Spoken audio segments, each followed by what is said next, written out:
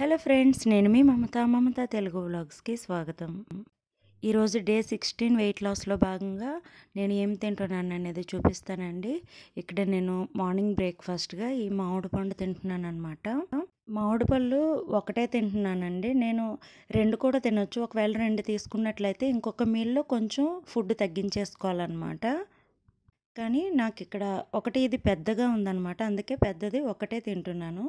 తర్వాత లంచ్కి వచ్చేసి ఇలా రాగి జావ తీసుకుంటున్నానండి. నేను ఆల్రెడీ చెప్పా కదా, రాగి పిండిని వాటర్లో కలిపి ఇంకొక గిన్నెలో వేడి నీళ్ళు మరగబెట్టి అందులో కొంచెం సాల్ట్ యాడ్ చేసి ఆల్రెడీ కలిపి పెట్టుకున్న ఈ రాగి పిండిని ఆ మరుగుతున్న వాటర్లో వేసి ఉడికించుకోవాలండి ఒక పొంగు వచ్చే వరకు. అప్పుడు దాన్ని గోరువెచ్చగా అయిన తర్వాత మజ్జిగ నిమ్మరసం వేసి ఇలా టంబ్లర్లో వేసుకుంటే సరిపోతుందండి. ఈ టంబ్లర్లో వచ్చేసి 500 ml వరకు పడుతుంది. ఒక మనిషికి సరిపడా సరిపోతుందన్నమాట.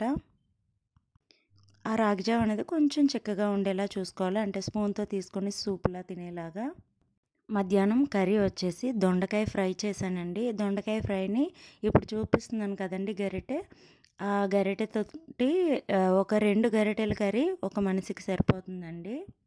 అయినా దొండకాయలో ఫైబర్ కంటెంట్, వాటర్ కంటెంట్ ఎక్కువగా ఉంటుంది కాబట్టి మనం కొంచెం ఎక్కువ తీసుకునే ఏం కాదు. ఇంకా నైట్ డిన్నర్లోకి నేను ఇట్లా తీసుకుంటున్నానండి.